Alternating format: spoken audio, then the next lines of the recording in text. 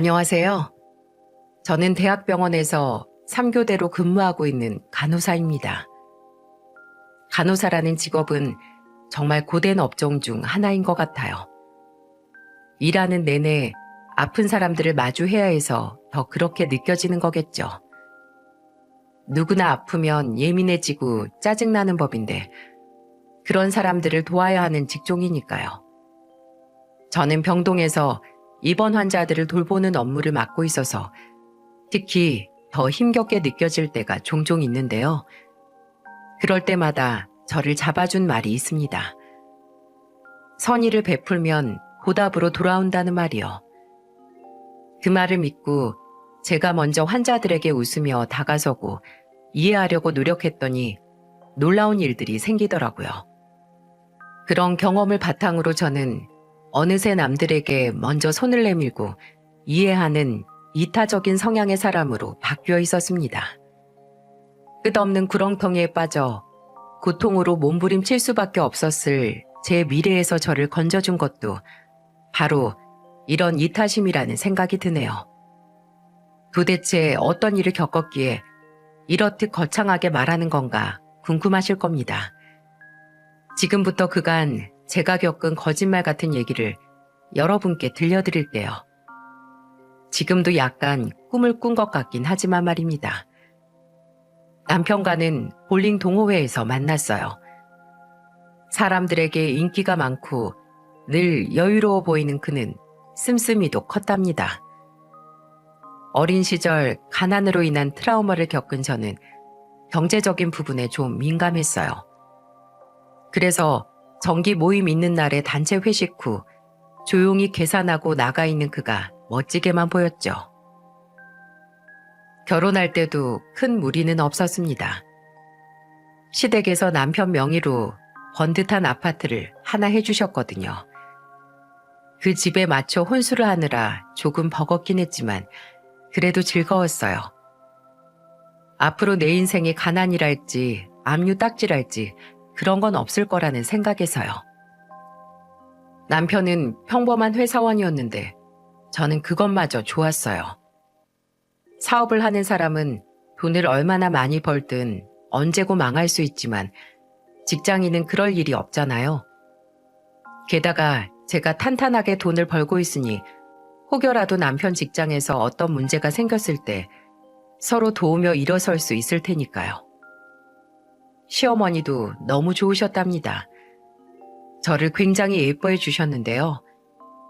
아무 때고 오라고 해서 맛있는 걸 만들어 주시기도 하고 제가 바쁠 땐 경비실에 음식을 맡기기도 하고 정말 다정다감하게 챙겨주셨어요.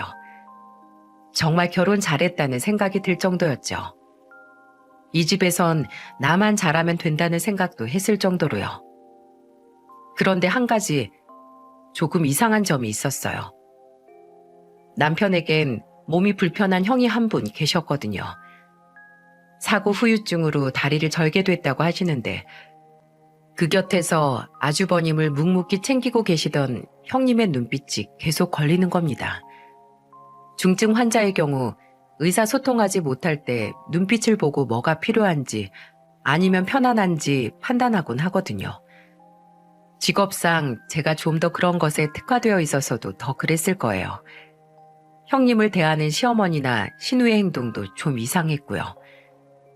언젠가는 시어머니가 김치전을 했다며 먹고 싶으면 집에 놀러 오라며 전화를 하셨더군요. 마침 오픈날이라 냉큼 갔더니 신우도 와 있었어요. 우린 막걸리 한 병씩 옆에 놓고 따라 마시며 신나게 김치전을 먹었습니다. 갑오징어를 잘게 썰어 넣으셨던데 맛이 정말 예술이더라고요. 그때 슬쩍 형님 얘기를 물어봤어요. 어머님, 형님은 왜 매번 안 오세요? 걘 와봐야 뭐하니 분위기만 깨지. 차가운 시어머니의 말씀에 제가 적잖이 당황하자 신우가 끼어들었어요. 그게 아니고 큰언니 바빠서 그렇죠. 작은 언니처럼 이렇게 중간중간 쉬는 날이 없어요. 됐어. 와봐야 푼수만 떨지. 어머님의 냉정한 말씀에 제 호기심은 더욱더 증폭됐어요. 어머님이랑 형님이 사이가 안 좋은 거예요? 아유, 사이가 안 좋을 게 뭐 있니? 어른이랑 사이가 안 좋다는 건 아랫사람 잘못 아니겠니? 큰애 얘기는 그만하자꾸나. 예의도 없고 고마운 줄도 모르는 아주 파렴치 아니야. 신우가 피식 웃으며 그러더군요. 뭘 또 파렴치 아니라고까지 해. 그 정도면 착하지. 엄마 성질 그렇게까지 받아줄 수 있는 사람도 흔치 않우. 어머님께서 역정을 내셨어요. 걔가 내 성질을 뭘 받아줬다고 그러냐? 서방을 잘 돌보길 하니 애를 잘 건사하길 하니 도통 마음에 드는 게 하나도 없는 애를. 그 후로는 형님에 대한 찜찜한 대화가 몇 번 이어지고 난 후 저는 깨달았어요. 어머님께서 저와 형님이 단둘이 있게 두질 않는다는 사실을요. 어머니와 셋이 함께 있는 게 아니면 반드시 신우나 제 남편 혹은 아주버님이 우리 둘 사이에 함께였어요. 며느리가 2명이니 부엌일 하면서 도란도란 둘이 이야기 나누는 게 그것보다 더 자연스러울 것 같은데 말입니다. 뭔가 사이가 많이 틀어졌나 보다 생각하면서도 크게 신경 쓰진 않았던 것 같아요. 시어머니와 며느리 사이니까 그럴 수 있다고 생각하고 말았어요. 그러던 어느 날 새벽, 시숙이 응급실을 통해 우리 병원으로 실려왔더군요. 갑작스럽게 다리에 엄청난 통증이 와서 119를 통해 들어온 거라고 했어요. 전화를 받고 놀라서 응급실로 내려갔더니 시숙님이 누워 계시고 옆엔 5살짜리 조카만 앉아있더군요. 형님은 보이질 않았고요. 제가 얼른 접수하려는데 형님이 헐레벌떡 뛰어오시더군요. 동서, 뭐가 어떻게 된 거야? 저도 잘 모르겠어요. 일단 진료를 받으려면 접수를 해야 해서요. 형님이 제게서 진료 카드를 받아들더니 급하게 써내려갔어요. 이상했습니다. 이 새벽에 왜 형님은 구급차를 함께 타고 오지 않으셨을까?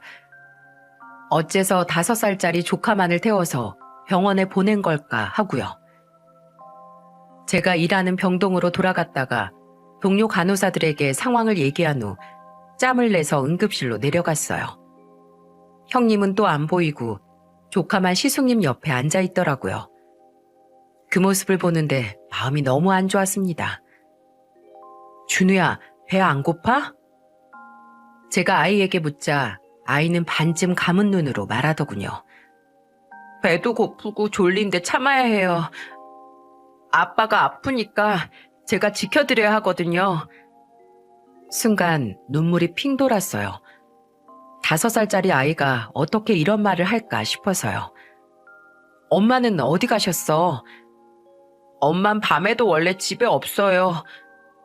이게 대체 무슨 말인지 알 수가 없었습니다. 시숙님 다리 통증은 다행히 큰 문제가 아니었어요. 발작 같은 거였죠. 마약성 강력 진통제이긴 했지만 약을 처방받았으니 이제 돌아가면 되는 상황이긴 했는데 형님은 어딜 그리 급하게 가신 걸까? 왜 밤에도 집에 없다는 걸까 의아하긴 했지만 대놓고 물어볼 순 없었어요. 직원을 통해 아주버님 병원비 수납이 되지 않았다는 말에 제가 처리한 후 카카오 택시를 불러 아주버님과 조카가 편히 집으로 돌아갈 수 있게 도왔습니다. 배고프다는 조카를 위해 근처 편의점에서 산 각종 간식도 잔뜩 들려서요. 바쁜 일상을 보내느라 형님에 대해서는 한참을 잊고 지내다가 대의 근무로 퇴근이 빠르던 어느 날 같이 맥주나 한잔하자고 해볼까 싶었습니다. 그때까지도 저는 형님 번호를 몰랐어요. 이전에 형님이 진료카드를 쓰며 보호자 인적사항에 자신의 번호를 적던 모습이 생각나 병원 시스템에 접속해 그것을 알아냈죠. 가족인데도 불구하고 번호를 알아내는 데만 반년이 걸린 셈이더군요. 안녕하세요, 형님. 갑자기 전화드려서 놀라셨죠? 지난번에 저희 병원 오셨는데 제대로 챙겨드리지도 못하고 형님 가는 모습도 못 보고 해서요. 아, 동서? 별소리 다 한다. 안 그래도 동서가 병원비 냈다고 해서 감사 인사하러 한번 찾아가려고 했어. 오늘은 시간 어떠세요? 오늘? 형님은 조금 곤란한 듯 보이더군요. 잠시 망설이시던 형님이 말씀하셨어요. 아, 나중에 보자. 시간 내서 내가 곧 한번 연락할게. 오늘 밤에도 나가시려고요? 아픈 아주버님을 어린 조카에게 맡기고 또 어딜 나가시려는 건데요? 라고 묻고 싶었지만 물을 수 없었습니다. 그래 봐야 남의 가정사인데 선을 넘을 순 없으니까요. 이후 형님에게서 연락이 안 올 줄 알았는데 의외로 연락은 굉장히 빨리 왔어요. 다음날 새벽에 전화가 왔으니까요. 형님, 이 시간에 어쩐 일이세요? 아, 동서, 혹시 자고 있었어? 괜찮아요. 말씀하세요, 형님. 형님은 우물쭈물하더니 굉장히 미안한 목소리로 말씀하시더군요. 동서, 진짜 미안한데 지금 얼른 좀 와서 내 병원비 좀 내줄 수 있을까? 네? 어느 병원에 계신데요? 지금 동선의 병원이야. 바로 갈게요. 사정이야 나중에 들어도 되니 일단은 얼른 가서 정산부터 하자는 마음이었죠. 게다가 제가 다니는 병원에서 그러고 계신다고 하니 시간이 길어지면 괜히 말 나올 게 뻔했거든요. 지난번 시숙님 병원비도 뒤늦게 제가 내는 걸 수납 직원들이 좀 이상하게 봤었으니까요. 병원에 가는 길에 별의별 생각이 다 들더군요. 혹시 형님도 병이 있는 건 아닌가 하는 것부터 시작해서 밤 외출에 대한 것까지 머릿속이 복작복작해지고 말았죠. 출장으로 멀리 가 있는 남편에게 새벽부터 전화해서 이런 것까지 말하기도 좀 뭐해서 혼자 처리하기로 결심하고 발걸음을 서둘렀어요. 병원에 도착하자마자 수납부터 하고 안으로 들어가 만난 형님의 행색은 꼴이 말이 아니었습니다. 처음 봤을 때만 해도 맑은 이미지의 고운 인상이었는데 지금은 마치 이재민 같은 느낌마저 들었거든요. 형님은 눈물까지 글썽이며 고맙다고 연신 고개를 숙이셨죠. 제가 정말 와줄 거란 생각은 못 하셨다면서요. 어쩐지 마음이 아팠습니다. 전화할 곳이 오죽 없었으면 제게 하셨을까 싶어서요. 형님을 모시고 근처 설렁탕집으로 갔습니다. 뭐라도 드시지 않으면 금방이라도 쓰러질 것 같았거든요. 뽀얀 설렁탕 국물을 한 숟가락 뜨려다가 말고 형님이 절 보고 말씀하셨죠. 고마워 동서. 사실은 나 일하다가 쓰러져서. 형님이 눈물을 떨구시며 고개를 숙이셨어요. 그럼 밤마다 일하러 나가셨던 거예요? 밤에 나 나가는 건 어떻게 알았어? 준우가 그러더라고요. 엄마는 밤에도 없다고. 형님이 아하며 탄식을 하더군요. 월세가 밀렸어. 석 달이나. 이렇게라도 안 하면 집에서 쫓겨날 형편이라 물류센터에서 야간 아르바이트하고 있었거든. 형님 낮에도 일하시잖아요. 애 아빠가 일을 못하니까 쪽잠 자며 이렇게 일해도 생활이 어려워. 저는 적잖이 놀랐습니다. 큰아들 내외가 힘든 상황인데 어머니는 왜 보고만 계신 걸까요? 저희에게 고가 브랜드 아파트도 턱턱 사주시는 분께서 말입니다. 준우를 위해서라도 도움을 주실 것 같은데 말이죠. 형님과 사이가 너무 틀어져서 그런 걸까 하는 생각을 하며 저는 조심스러운 목소리로 물었어요. 어디 도움 청하실 곳도 없고요? 결혼하고 친정아버지가 암으로 돌아가셔서 의지할 형제도 부모도 없어. 제가 형님 앞으로 음식을 좀 더 가까이 밀어드리며 말했죠. 형님, 일단 드세요. 금방이라도 또 쓰러지실 것 같아요. 저는 그렇게 형님과 우선 식사부터 했습니다. 잘 먹고 잘 쉬어야 하는데 그런 상황이 안 되니 일단 잘 먹는 것부터라도 하시라고 말씀드리면서요. 식사를 다 하고 커피를 마시며 형님이 말씀을 이으셨죠. 나 이혼하고 싶어. 너무 이혼하고 싶은데. 형님이 이로 아랫입술을 짓이기셨어요. 아마도 사고로 몸이 불편하게 된 아주버님을 버리고 가자니 마음이 불편하신 거겠죠. 그렇다고 이대로 살기엔 경제적 고통이 너무나 클 테고요. 형님이 아등바등하며 돈을 벌러 다니는 그 사이에서 방치되고 있는 준우 때문에도 마음 아프실 것 같더라고요. 뭐라고 말씀을 드려야 할지 몰라 그저 형님 손만 잡아드리고 있었습니다. 동서, 나 유산했었던 거 알지? 나 왜 유산했었는지 알아? 전 아무런 말 없이 그저 형님만을 응시했어요. 어떤 말씀을 하셔도 다 들어드리겠다는 마음으로요. 한창 열을 올리며 격앙된 모습을 보이던 형님이 갑자기 침울해지시더군요. 아니다. 이런 얘기해서 뭐해. 괜히 동서까지 답답하기만 하지. 그렇게 형님은 입을 꾹 닫아버리셨어요. 그렇다고 말하다가 끊는 게 더 답답하다고 하던 말씀 더 해보시라고 그렇게 말할 순 없었죠. 지난번이랑 오늘 이렇게 챙겨주고 도와줘서 고마워. 그때 사준 간식 준우가 엄청 좋아하더라. 정말 너무 고마워 동서. 얼른 다시 일하러 가봐야 한다는 형님의 종종거리는 뒷모습을 보며 어쩐지 마음이 짠했습니다. 다름 아닌 저의 어릴 때 기억이 떠올라서였어요.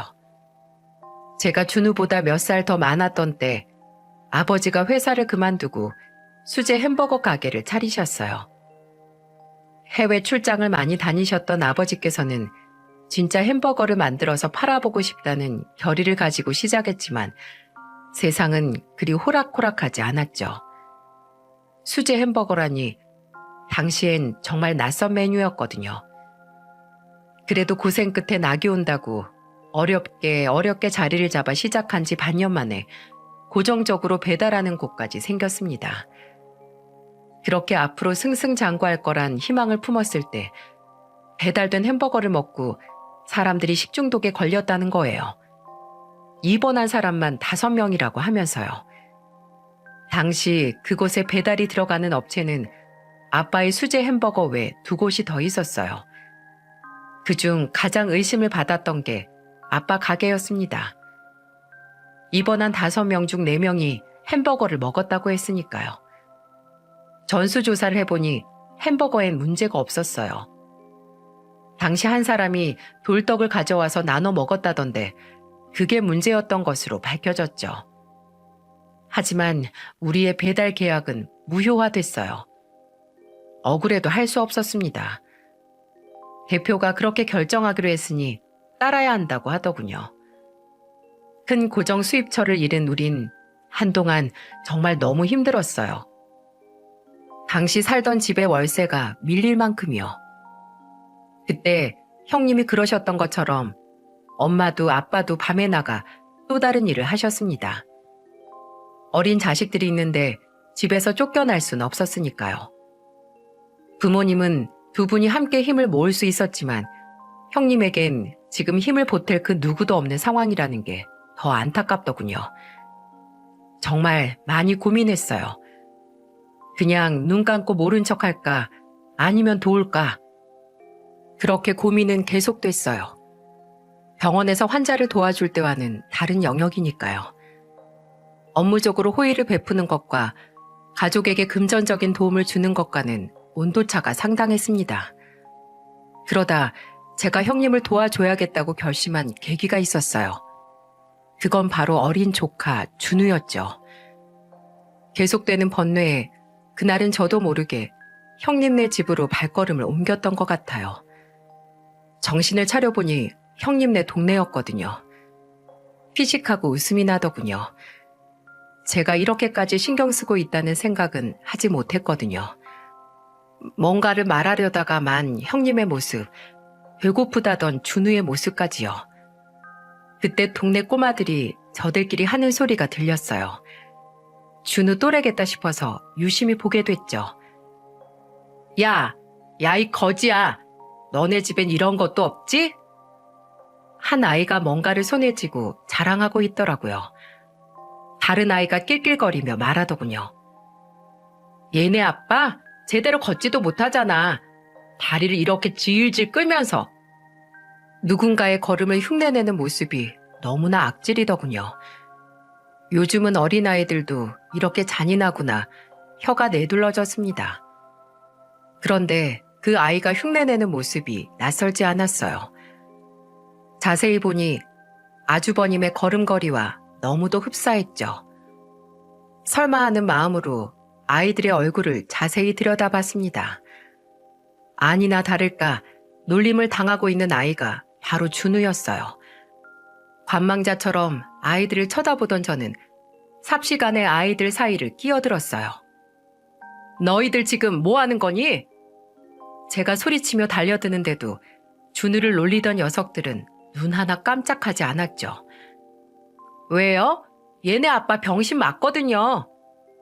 준우의 얼굴을 보니 눈물이 그렁그렁해져서 금방이라도 울음을 터뜨릴 것만 같았습니다.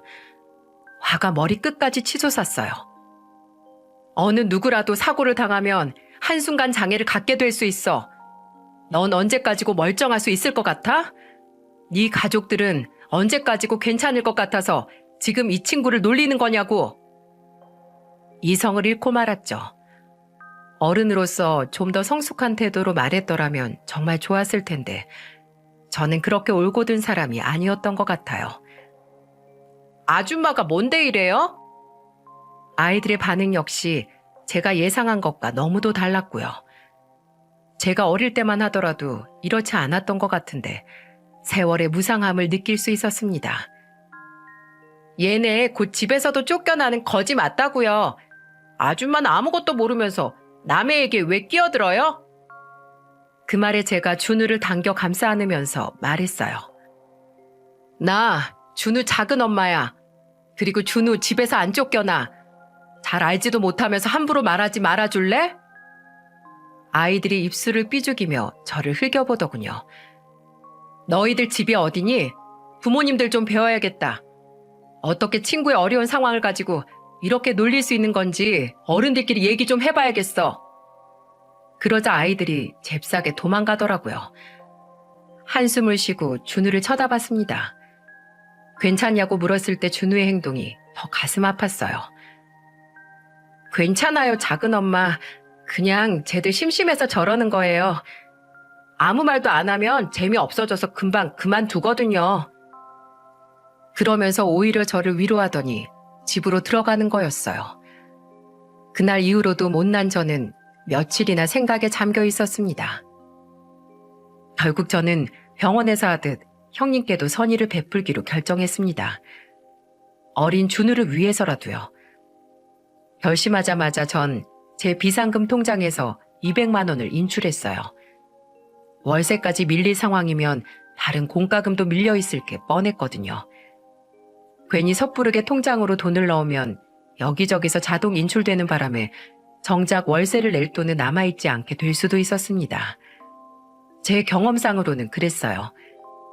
그래서 돈을 들고 직접 형님께 찾아갔죠.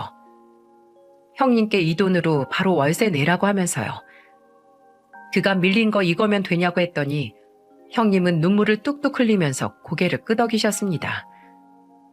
어쩌면 준우에게서 어릴 적 제 모습이 보여 더 도와주고 싶었는지도 모르겠어요. 형님은 바로 위층으로 올라가 주인집 할머니에게 봉투를 드리더군요. 제 가슴이 다 시원해지는 듯 했어요. 이때까지도 저는 모르고 있었어요. 이 돈 200만 원이 제 인생을 구제해 줄 거란 사실을 말이에요. 선의를 베풀면 보답이 돌아온다던 제 모토 기억나시나요? 이 말이 저의 이런 생각을 완벽하게 구현해 줄 거라고 누가 생각이나 했겠습니까?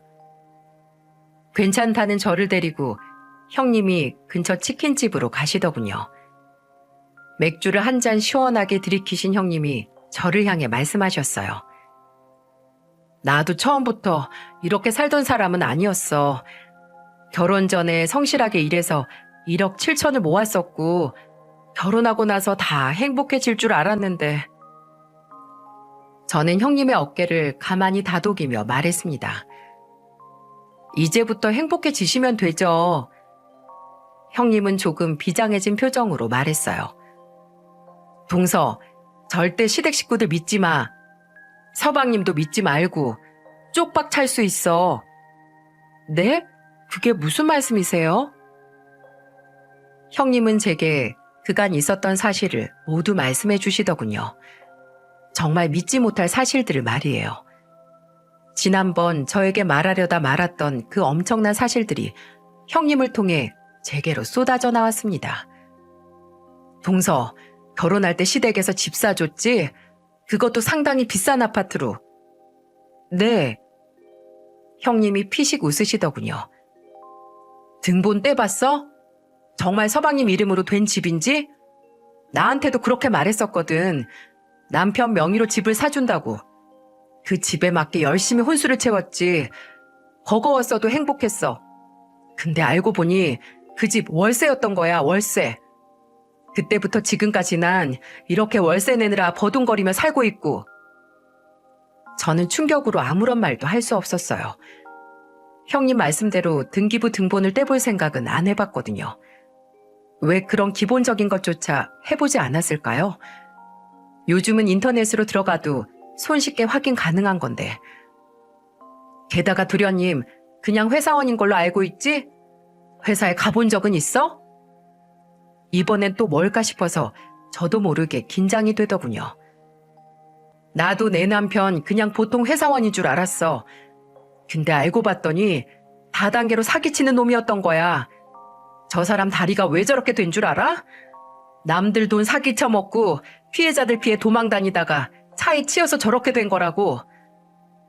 형님은 맥주를 한 잔 더 벌컥벌컥 마시더니 말을 이었습니다. 저는 충격으로 그 어떤 말도 할 수가 없었고요. 서방님도 전에 내 남편 하던 것과 같은 일 하고 있었을 거야. 한번 알아봐. 손이 덜덜 떨려왔어요. 이때까지도 다 거짓말이라고 말해주길 바랐죠. 형님은 계속해서 말씀을 이어갔습니다. 시모가 제일 악질이야. 음식 솜씨 좋아서 전에 식당을 한 적이 있거든. 주변 사람들 모아서 개를 크게 하더라고. 문제가 생길 줄 알았지. 그 여자가 어떤 여잔데. 결국 대단한 우리 시모가 갯돈을 들고 튄 거 아니겠어? 잡혀서 빵에서 살다 나왔잖아. 1년 반쯤 살았지 아마. 전과자야 그 여자. 그때 그 여자가 해먹은 돈 때문에 자살한 사람도 몇몇 있었을 정도였어. 뭐라고요? 그뿐이 아니야. 나 유산시킨 사람도 바로 시모였어. 주는 낳기 전에 임신했을 때 그때 내가 돈 안 해준다고 찾아와서 발로 배를 차고 주먹으로 등을 치고 뺨 때리고 그렇게 유산된 거야. 시모가 나 폭행해서. 너무 많은 얘기를 한꺼번에 들어 정신이 없었지만 반드시 진실을 확인해야 한다고 생각했어요. 형님과 헤어지고 집으로 돌아가는 동안에도 형님이 했던 말들이 머릿속에서 떠나질 않더군요. 동서가 들어오고 나서 저들끼리 웃으며 하는 소리 들었어. 새로운 먹잇감이 나타났다고. 이제 숨 좀 트이겠다고. 머리를 세게 한 대 맞은 느낌이었습니다. 굉장히 충격적이었죠. 그래서 하나하나 확인해 보기로 했습니다.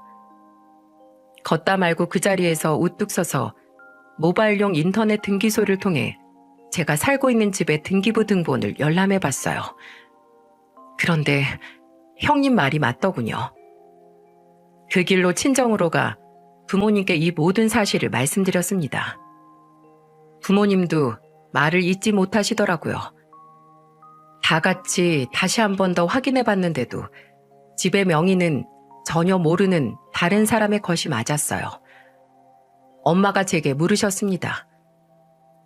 결혼할 때 우리랑 약속한 거 2가지. 그건 지키고 있지? 비장한 표정으로 묻는 엄마를 향해 제가 대답했습니다. 네. 처음에 저는 몰랐어요. 부모님이 제게 결혼 허락 조건으로 내걸은 2가지 때문에 결국 제 삶을 이 구렁텅이에서 빠르게 빼낼 수 있을 거란 사실을요. 결혼 전 부모님께 남편을 소개해드렸을 때 2분은 어쩐지 개운치가 않다고 하셨습니다. 정확하게 말할 수는 없지만 뭔가 느낌이 별로 좋지 않다는 말씀을 하시는 거예요. 당시 저는 남편에게 온통 마음이 뺏겨 있었던 터라 2분의 그런 태도가 달갑지 않았어요.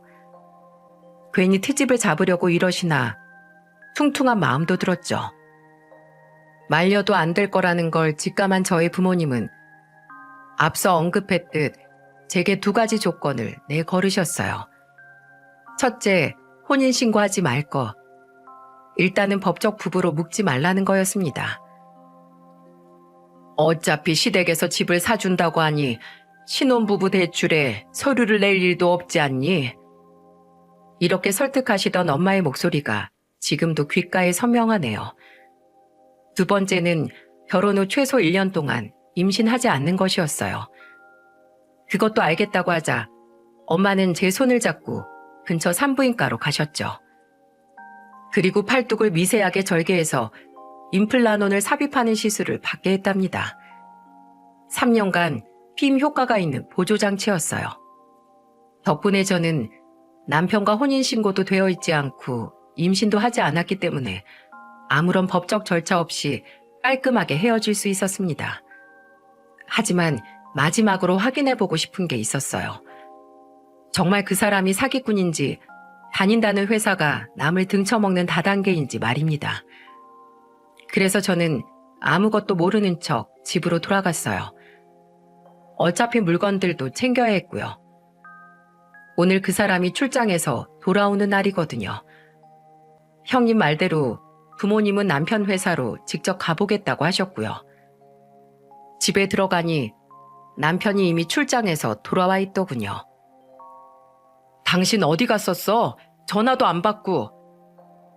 다정한 말투로 그가 저를 안으며 꽃다발을 안겼습니다. 이전과 같았다면 전 정신 못 차리고 행복해했겠죠.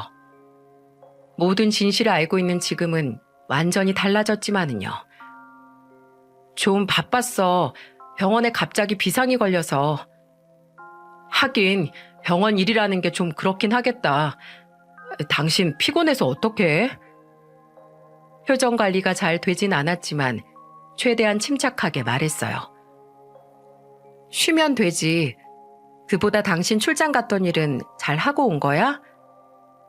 멀리까지 가서 누구한테 사기를 치고 온 걸까 하는 생각을 하며 물어보았죠. 그러자 그가 해맑게 웃으며 그러더군요. 아주 잘하고 왔어. 그보다 여보, 갑자기 미안한데 이 집 말이야. 당신이랑 공동명의로 할 테니까 당신 이름으로 6천만 원 대출 받을 수 있을까? 어이가 없더군요. 결국 형님 말이 다 맞았던 거예요. 저는 시치미를 뚝 떼고 말했습니다. 갑자기 왜? 엄마가 하시던 일이 뭔가 좀 꼬였나 봐. 알지? 이 아파트 얼마짜린지. 그깟 6천 별거 아니야. 어차피 공동명의로 넘기면 당신한테 한 4억 정도 생기는 거니까. 그렇게 큰 돈을 어머니가 나한테 왜? 복잡하게 공동명의로 돌리지 말고 차라리 집을 담보로 당신 이름으로 대출을 받는 게 낫지 않아? 남편이 순간 당황하더군요. 그건 좀 어려워. 왜? 설명하기 좀 어려운 여러 가지 이유가 있거든. 제가 집의 등기부 등본을 그의 앞에 던지며 말했습니다. 여러 가지 이유는 무슨, 명확한 한 가지 이유가 있겠지. 이 집이 네 명의가 아니라는 거. 남편의 눈이 순간 휘둥그레지더군요. 그런 남편에게 제가 말했습니다. 왜 놀라? 이까짓 거 요즘 모바일로도 다 볼 수 있는 간단한 건데 내가 안 속을 거라고 예상 못해서 놀라는 건가? 무슨 소리야 여보. 이거 내가 다 설명할 수 있어. 이거 지금 우리 먼 친척 어른 명의로 되어 있는 건데 당신은 충분히 오해할 수 있겠다. 예전부터 좀 얽힌 재산 문제가 있었는데 그것 때문에 몇 가지 명의가 좀 엇갈렸거든. 그분 재산 중에 내 명의로 된 것도 보여주면 나 믿겠어? 이렇게 또 사기를 치려고 하더군요. 실제 사기꾼을 모티브로 만들었다던 영화가 생각났습니다. 그 사기꾼이 영화 속에서 한 말이요. 마음만 먹으면 하나님도 속일 수 있다던 말. 제가 형님에게 진실을 듣지 않았고 여전히 그를 사랑하는 마음이 가득했다면 믿고 싶었을 거예요. 남편이 거짓을 말할 리 없다고 믿다가 결국 사기당해서 만신창이가 됐겠죠. 형님처럼 말입니다. 그때 부모님으로부터 전화가 오더군요. 저는 얼른 전화를 받았습니다. 이 형님이라는 사람이 한 말이 다 맞아. 여기 제대로 된 회사도 아니고 무슨 유령 회사 같은데 서류 조각이 날라다니고 아유 정말. 알았어요 엄마. 고마워요. 그렇게 전화를 끊고 저는 남편을 향해 말을 이었어요. 설마 했는데 당신 다단계 회사 관리자가 맞나 보네. 사람들 등쳐먹고 물건 비싸게 팔다가 문제 생길 것 같으면 사무실 비우고 날라버리는 그런 거. 이번에도 정리할 타이밍인가 봐. 지금 사무실이 휑하다는데. 남편이 당황하며 말을 더듬더군요. 그게 무슨 소리야? 어디서 이상한 소리를 듣고 와서 이러는 거냐고 지금. 아니야 여보. 오해야 오해. 우리 결혼이 오해였던 것 같다. 혹시 더 설명할 거 있어? 내가 또 알아야 할 거라던가. 남편이 횡설수설하기 시작하더군요. 당황한 나머지 뭐라고 변명해야 할지도 잘 모르겠는 그런 표정이었어요. 그런 남편을 향해 제가 단호한 목소리로 말했습니다. 우리 혼인신고 안 되어 있는 거 알지? 아직 아기도 없고. 정말 하늘이 날 도왔네. 내가 해온 혼수 최대한 빠른 시일 내로 다 처리할게. 그렇게 집에서 나가려고 하자 남편이 절 잡더군요.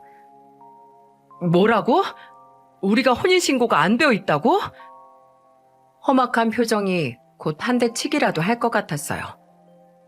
저는 최대한 무덤덤한 표정으로 말했습니다. 사실혼 관계야 우리. 동거 몰라? 그리고 그에게서 팔을 잡아채고 몸을 돌렸죠.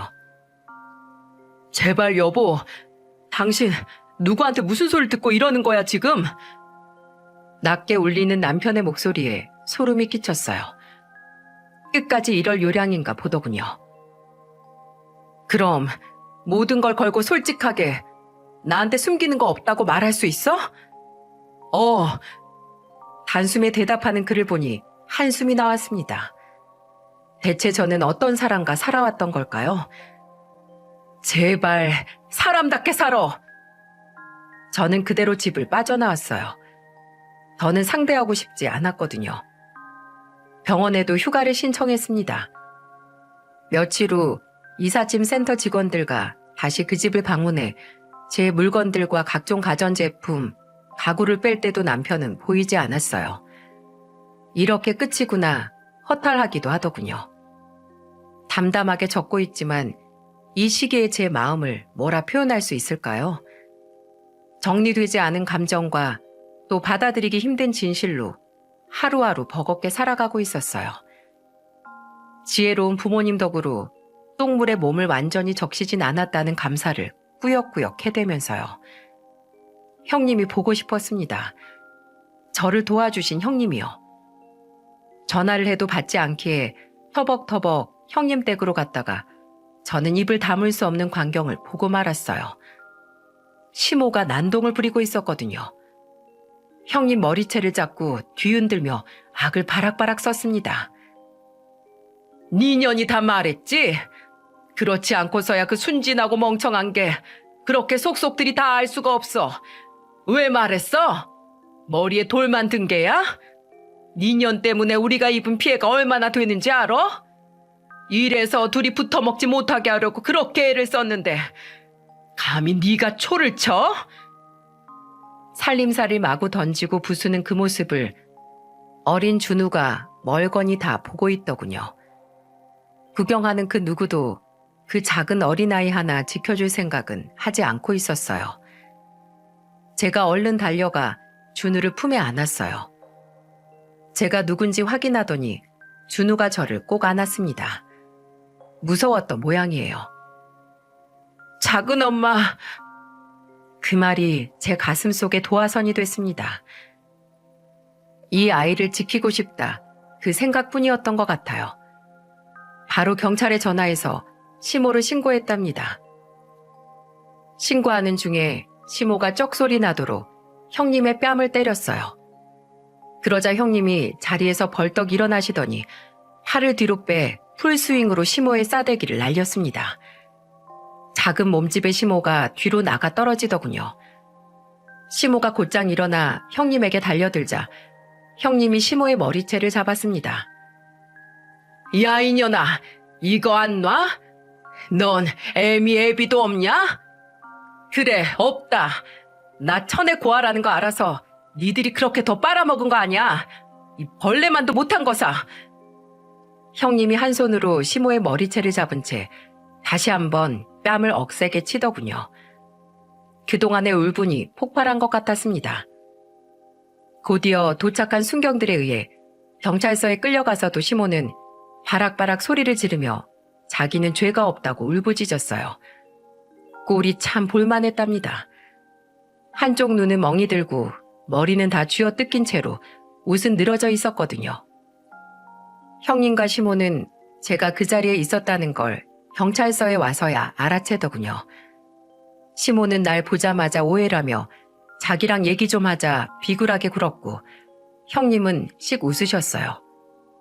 형님의 그 모습이 어쩐지 멋져 보이기까지 했습니다. 경찰이 시모와 형님 그리고 저를 한 사람씩 면담했어요. 그리고 상황을 알게 된 경찰이 제게 그러더군요. 정말 귀인을 만나셨네요. 형님이라는 저분 지금 신용불량자예요. 죄다 뜯겼어요. 이 정도면 사람이 돌만하지, 돌만해. 신용불량자라니 제 마음이 무거웠습니다. 이게 제 인생이 될 수 있었기에 더 참담했죠. 제가 형님의 월세를 대신 내드려야겠다는 생각을 하지 않았다면 형님이 그 돈을 받고 제 마음의 감동에 진실을 알려주지 않으셨다면 저는 과연 어떻게 되었을까요? 일단 쌍방폭행입니다. 이 건은 이렇게 사건 마무리될 거예요. 형님 보호자로 경찰에서 형님을 데리고 나가려고 하는데 시모가 절 보더니 소리치며 욕하더군요. 오해라며 잠깐만 얘기하자고 비굴하게 굴 땐 언제고 제가 안 받아줄 것 같으니 태도를 확 바꾼 거였어요. 야, 네가 내 아들이랑 갈라서? 내가 너한테 그동안 얼마나 잘해줬는데 은혜를 원수로 갚아도 유분수지. 네가 감히 어떻게 이래? 제가 유치장에 있는 시모를 향해 공손히 고개를 숙여 인사한 후 말했어요. 어머님, 그간 잘해주셔서 감사했어요. 은혜를 하도 많이 입어서 저도 은혜 갚으려고 착한 일 하나 했는데 뭔지 알려드려요? 저도 이땐 제정신이 아니었던 것 같아요. 평소에 저라면 절대 하지 않을 말과 행동이었으니까요. 제 태도에 시모가 잠시 주춤하더군요. 이런 건 예상치 못했나 봅니다. 그런 시모를 보며 제가 활짝 웃었어요. 그리고 말했습니다. 귀하게 키운 어머님 둘째 아드님 개과천선하시라고 방금 경찰관님께 다단계 사기로 신고했거든요. 새로 태어난 아드님과 꼭 행복하세요. 그러자 옆에서 형님이 어머님을 향해 침을 퇴뱉더니 말하더군요. 사람 거죽을 덮고 태어났으면 최소한 사람 비스무리하게라도 살던가. 나한테 처맞으니 어떻디? 요 사기꾼이여나. 사기꾼이라니. 대체 누가 사기꾼이라는 거야? 너 말 다 했어? 어이 형사 양반, 이거 모욕죄 아닌가? 멀찍이 있던 형사 한 명이 혼잣말처럼 말했습니다. 사기꾼인 건 사실이지. 시모가 목청을 키워 소리를 고래고래 지르더군요. 사실이라도 남들 앞에서 저렇게 말하면 그것도 모욕죄 되는 거 아니었어? 이봐, 전연 좀 신고해주라고 형사 양반. 어이! 눈에 까만 멍이 든 시모가 분노로 덜덜 떨더군요. 그러자 형님이 조금 전 제 흉내를 내며 공손히 말했어요. 저도 어머님께 입은 은혜가 많아서 보은하기 위해 어머님 첫째 아들과 이혼 신청했어요. 귀한 두 아드님 끼고 사실 수 있게요. 아, 둘째는 일단 빵부터 다녀와야겠네요. 그리고 고개를 젖히고 시원하게 웃으시더군요. 저도 형님을 따라 큰 소리로 웃고 곁에 있던 경찰관도 웃음을 터뜨렸습니다. 형님은 세상 행복한 표정으로 너무 시원하다며 환하게 웃으셨어요. 10년 묵은 채증이 다 내려간 것 같고 온몸에 쌓였던 화가 다 녹아내린 것 같다면서요. 이젠 뭐든 할 수 있을 것 같다며 힘내서 다시 살아보겠다고 하셨죠. 그래서 어떻게 됐냐고요? 제 남편은 결국 감옥에 갔고요. 형님은 이혼하셨어요. 형님이 파산 신청을 하고 개인 회생을 하는 동안도 옆에서 제가 꼼꼼하게 도와드렸습니다. 형님은 늘 제게 고마워하셨어요. 이렇게 인생을 다시 시작하게 될 수 있을 거라 생각도 못했는데 동서 덕분에 내가 새로운 삶을 살고 있어. 형님, 제가 입은 은혜가 훨씬 더 커요. 그러자 형님이 웃으며 그러시더군요. 우리 미친 시모는 우리가 갚은 은혜에 지금쯤 행복 터지고 있으려나? 형님의 남편이던 아주버님도 결국 구속됐다고 하고 그 집은 온통 정가자 집안이 됐더군요. 그런 사람들인 줄도 모르고 순진하게 행복을 꿈꿨던 것이 아득히 먼 과거의 일인 것만 같습니다.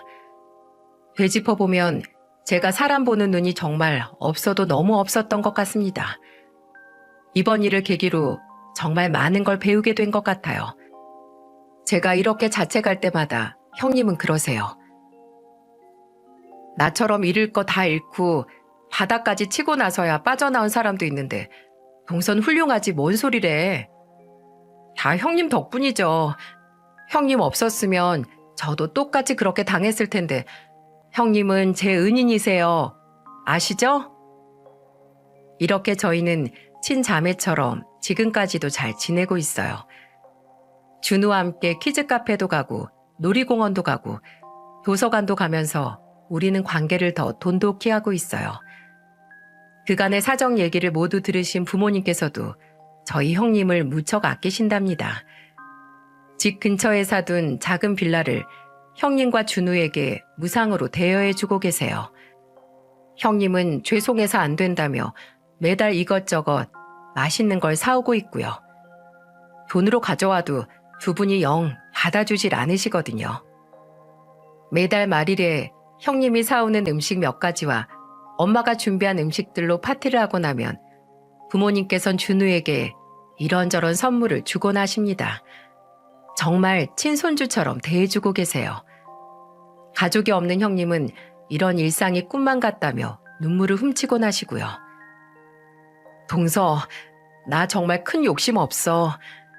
그냥 지금처럼만 나하고 가끔 맥주나 한 잔씩 해주고 준우 얘기 들어주고 그러면서 우리 친구처럼 지내자. 가족이 없는 나한텐 동선의 가족들과 보내는 시간이 너무 호사스러워. 이런 시간 더는 갖지 못하게 되는 날 오더라도 동서는 나랑 꼭 이렇게 같이 시간 보내주기다. 알았지? 형님은 참 눈빛이 좋아요. 제가 처음 알아본 것처럼 말이에요. 금방이라도 또 눈물이 쏟을 것 같은 형님을 향해 제가 말했어요. 제가 하고 싶은 말을 형님이 그렇게 다 하시면 어떡해 해요. 저 버리지 말고 끝까지 책임져 주세요, 형님.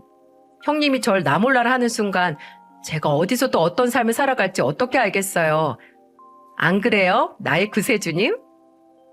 가장스런 제 말투에 형님이 활짝 웃으시더군요. 형님은 이제 개인 회생이 거의 다 끝나가요. 준우가 유치원 가 있는 동안에만 일하고 저녁과 밤엔 함께 지내고 있고요.